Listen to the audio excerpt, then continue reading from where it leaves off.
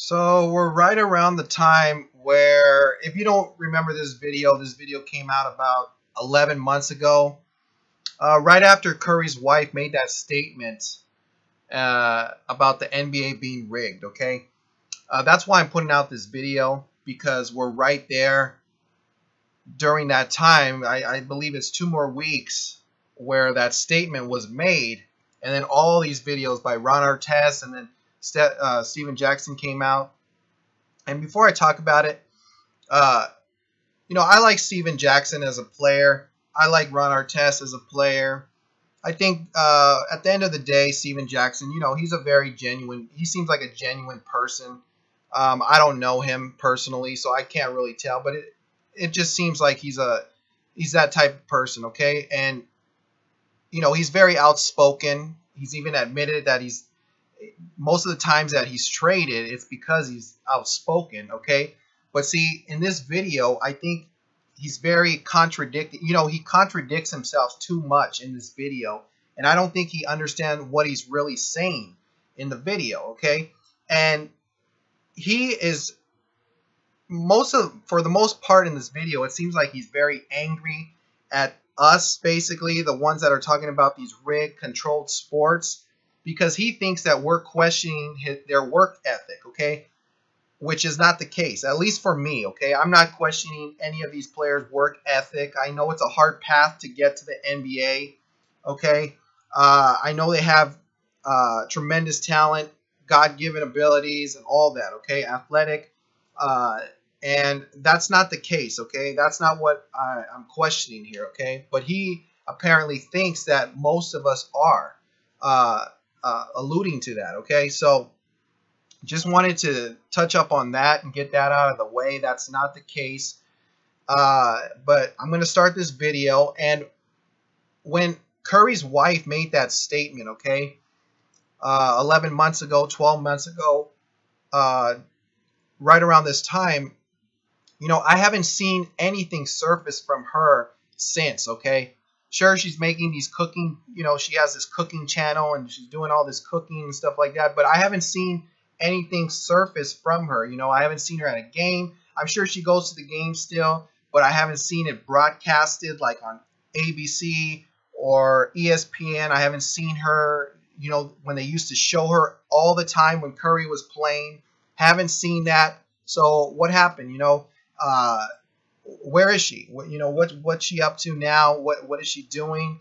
Especially after she said what she said about the NBA, okay? And I don't think she realized it until that's, when people started talking about it. And, now it's hush-hush, okay? You haven't seen anything from her. The last videos that you've seen of her have been over a year ago, 11 to over a year ago, surfacing. I haven't seen anything. So we'll see what happens in the next 2 weeks. I doubt anything's going to pop up, okay, after she made that statement. I believe it was on Twitter or something. So now I'm going to talk about this video, and I'm going to be stopping the video at each section, okay, and explain what I have to say. And Steven Jackson does make a couple, some points in this video which I do agree with, but I also disagree with him on a lot of things that he says as well, okay? So I'm going to start the video now. See, I need a little bit more. When we played Dallas, Dallas was the #1 seed. Best team in the league that year. Dirk won the MVP. We were an 8 seed, badly made to the playoffs, a team full of travelers, young gangsters all playing together. We hung out, we went out every night, party, did everything, but we balled out. Okay, so he's talking about when he was on the Golden State Warriors back in 2007, okay? That is when the Dallas Mavericks, they were the favorite. So he's right about that, okay? He's right that the Dallas Mavericks, they were the favorite. They were 4-1 favorites to win the championship that year, okay? Golden State was a very bad team that year, okay? So, they did ball out in that series, okay? They played really well in that series, but that doesn't take away the fact that these games are still being controlled or rigged, okay? That doesn't take away anything, because once I show the rest of the video, you'll understand Golden State was the underdog in this series. Okay, so Vegas would be more than happy to have Golden State win these games, okay, or at least cover these games because they would be making money in the process, okay, and that's what Steven Jackson doesn't understand, okay. So we're gonna start the rest of the video. If you look at that series, we didn't get no calls. You think they wanted us to win? You think they wanted Dirk? They didn't want Dirk to continue to go on to the second round. They didn't want the 8 seed to beat the 1 seed. The referees, the NBA, they could have did anything they wanted. But if you look at game one, it's nothing they could have did, man, because we was balling that hard.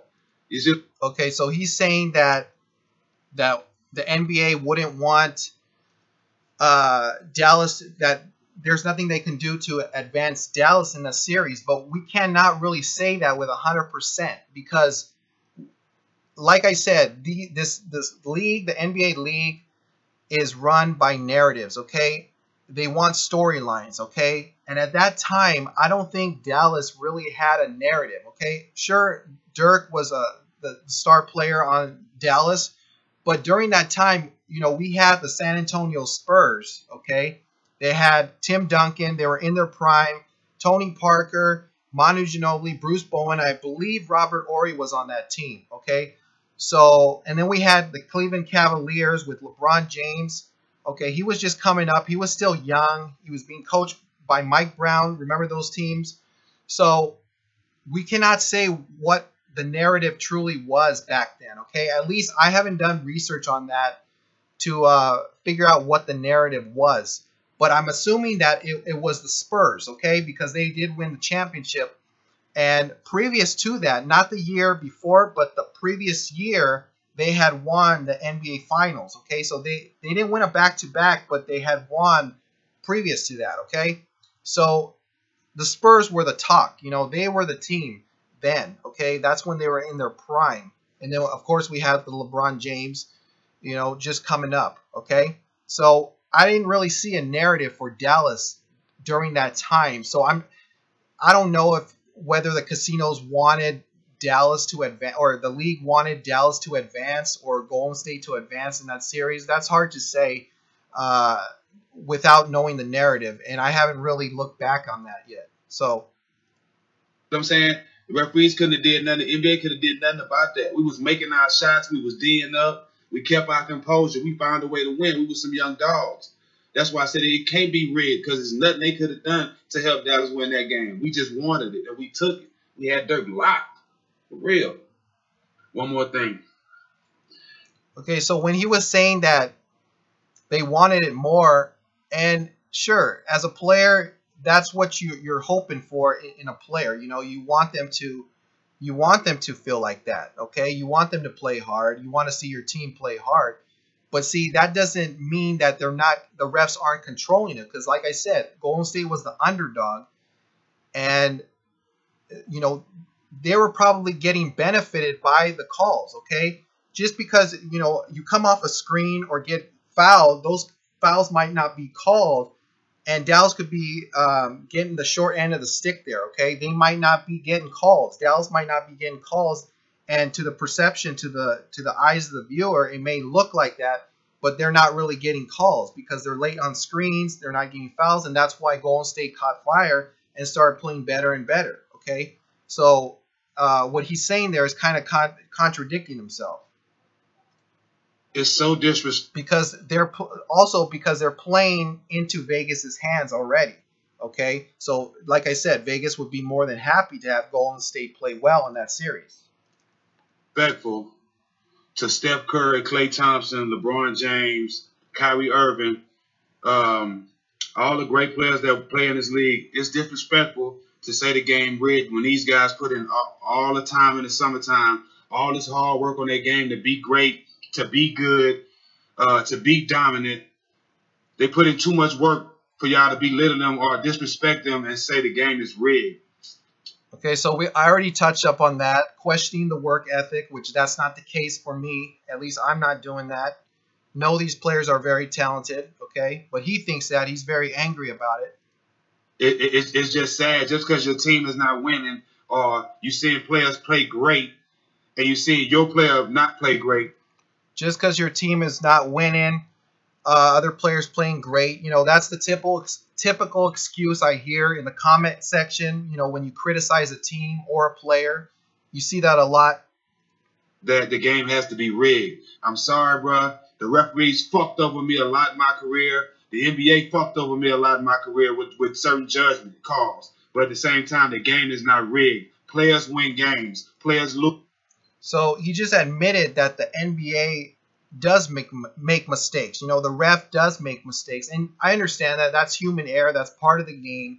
Okay? But nowadays, we have so many camera angles. I don't think this many bad calls should be missed in the NBA, especially now, okay, in 2017.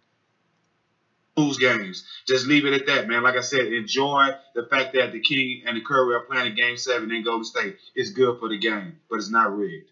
Okay, so that's it for the video. Now I'm going to show you the, let's see.